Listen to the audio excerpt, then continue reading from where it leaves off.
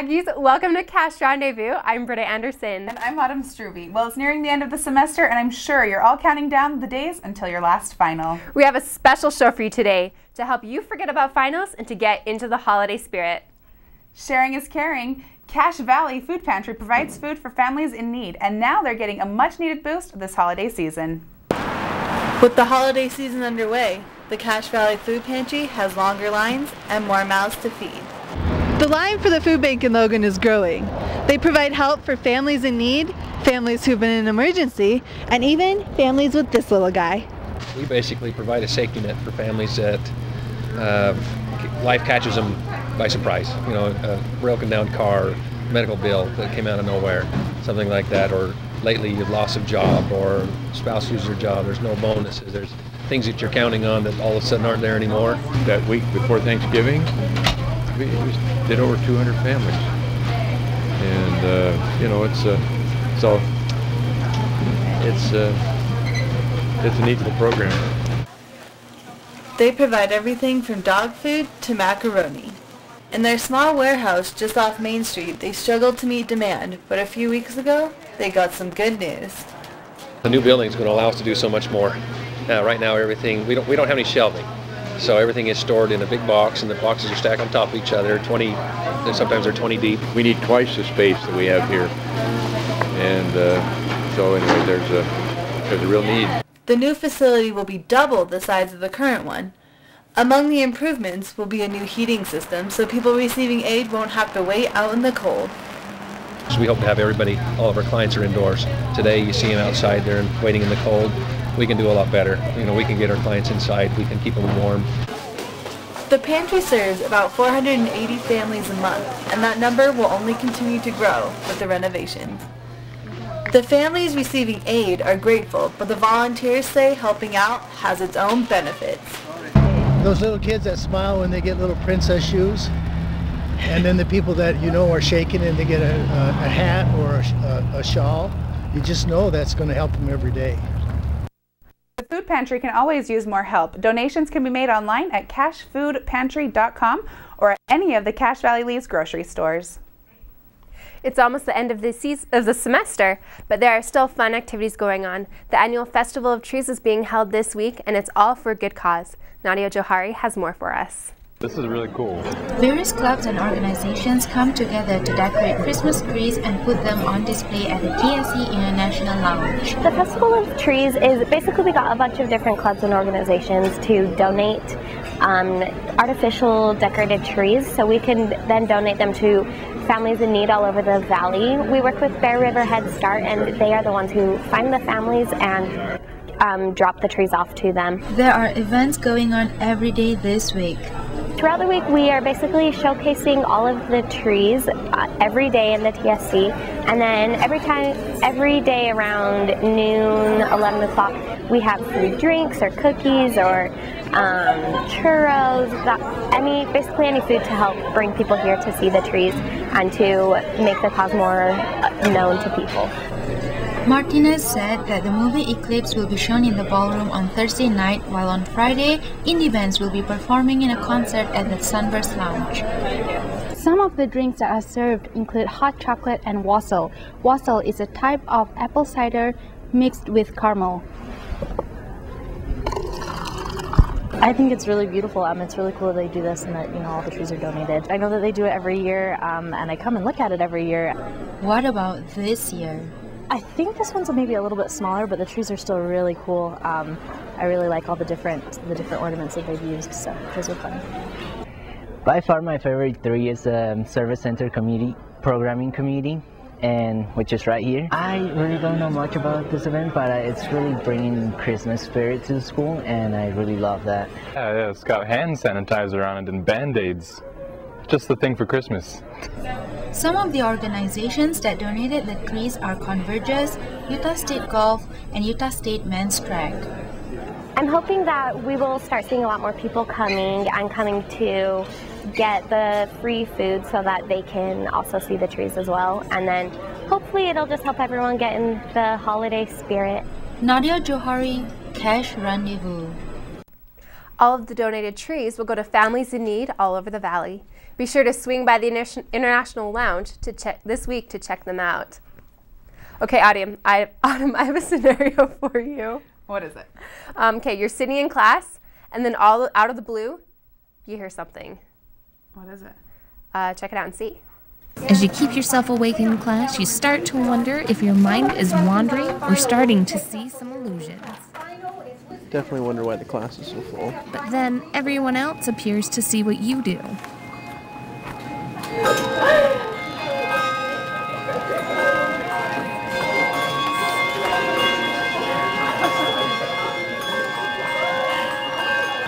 I thought it was someone's phone, and she's really stressed about the phone. Because I was like, that person's dead. She's gonna kill him.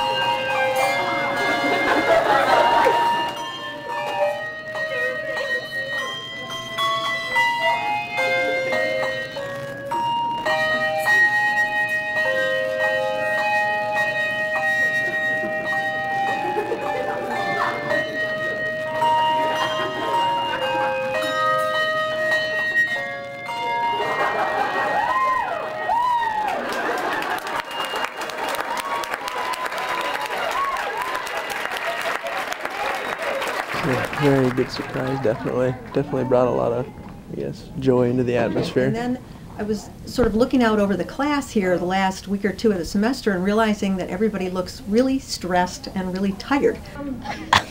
I thought it was hilarious and awesome. And it caught me really off guard, but I loved it. So the idea was to kind of give the JCOM 1500 students a little bit of a break. Melissa Pearl-Youngberg, Cash Rendezvous. To see more of the Bell Choir and hear more of their songs, they are performing this Friday, December 9th at the Logan City Tabernacle at 7 p.m. Coming up after the break, we'll take you to Preston, Idaho and Salt Lake City and show you some of the holiday festivities that will brighten your night. Maybe you're starting to prepare for the holidays like many people have. But one little town just north of Logan starts preparing and celebrating in a big way, and it all starts the second after Thanksgiving is over. And our own Kelsey Keller crossed the Utah border and went to Preston, Idaho to see what the town is all about this time of year. Out with the old, in with the new. That's Preston, Idaho's motto the day after Thanksgiving, when the town throws its annual Festival of Lights celebration. With the passing of Thanksgiving, Preston, Idaho wastes no time bringing in the Christmas spirit by turning on their lights. The whole thing is to get everybody into the holiday spirit, bring them out, and show everybody what a neat town we are, and who doesn't love lights and Santa Claus this time of year. As soon as Thanksgiving over, it's time to get your Santa Claus suit on. Friday and Saturday night, people lined the streets for the Festival of Lights parade. A few of the floats received awards such as Most Festive and Best Light Display. When I was growing up in Boise, we always come down here during the holidays and go to the festival and go to all the other things they have going on. And this was my first time riding in it, so it was pretty fun. The festival has been around to entertain visitors and locals alike for over 25 years, but this year the tradition almost didn't happen. Funds are tight. We really needed to restring the electricity down Main Street. We weren't able to come up with the money from that. The city was strapped. Everybody's just a little bit low on funds this year. So community members pulled together and gathered donations from local businesses. And preparation that usually begins in October left the community with only a few weeks to pull it off. But the tradition lives on, and this small town is pretty proud of that. Kelsey Keller. If you've ever had a free night and want to see all the displays up in Preston, it's only about a half-an-hour drive from here. The lights from the parade will be displayed in the city park until the end of December. If you'd rather travel more south this Christmas season, you can go to Salt Lake City to see the lights on Temple Square. You can make a day of it and finish with the lights, or make a night of it, walking under the lights and then seeing them from above.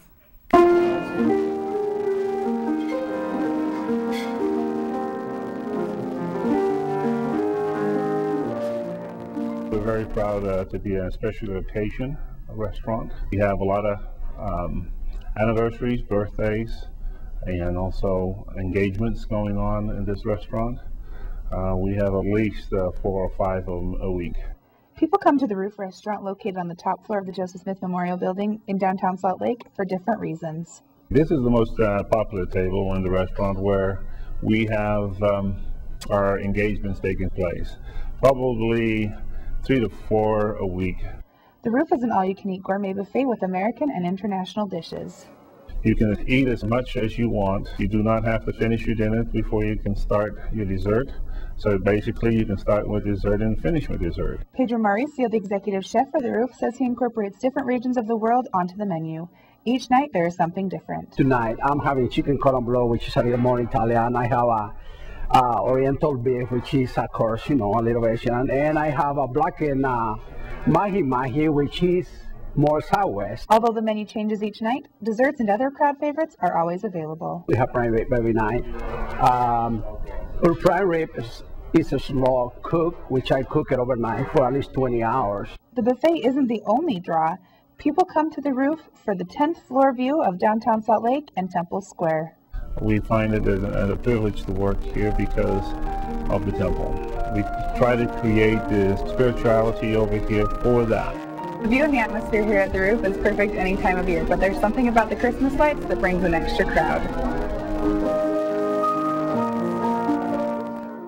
Dinner, dessert, and a view starts at $39. Christmas Eve is already fully booked, but if you'd like to experience The Roof, be sure to call and make a reservation. All right, it's that time of year again when everyone is decking their halls and trimming their trees.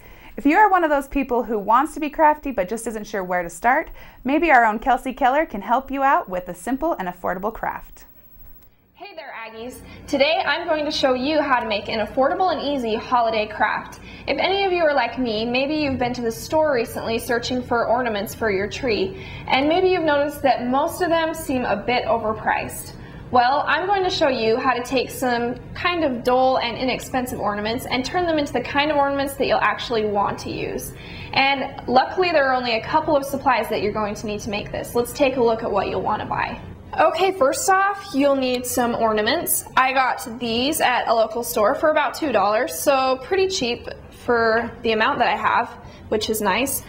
These are really plain, but that's what you want. You'll also need some tubes of glitter. I found these for $1 per tube, so pretty cheap again. You'll also need some sort of adhesive to stick the glitter onto your ornaments.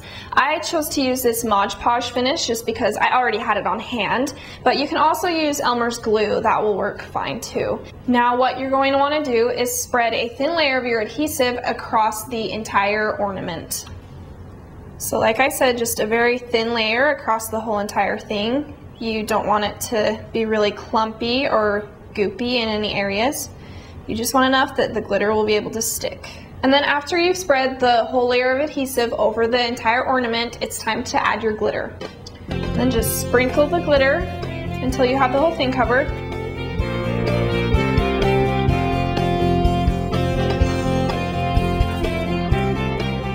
After you've let your ornaments sit for a couple of hours so that they can dry, you have the option of either hanging them on your tree, or you can display them in a clear jar or in a dish like I have on my table.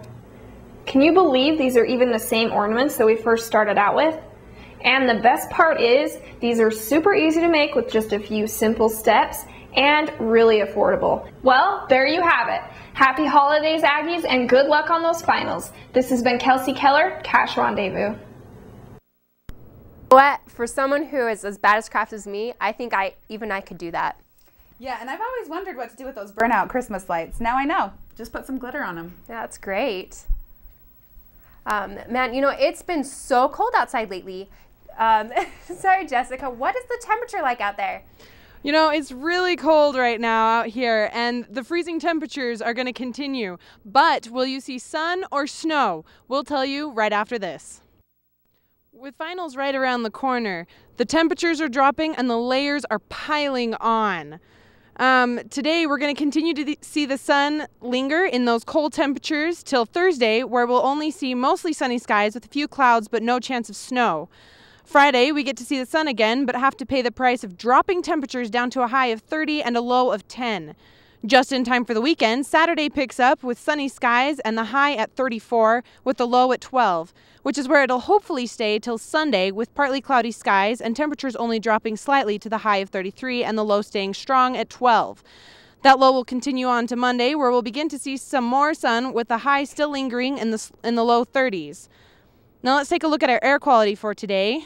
And as you can see, it's at a nice 44, which is very good for Cache Valley. That actually puts us in the green zone, so even though it's freezing weather today, now would be a great time to get out your ski gear and go for a day on the slopes.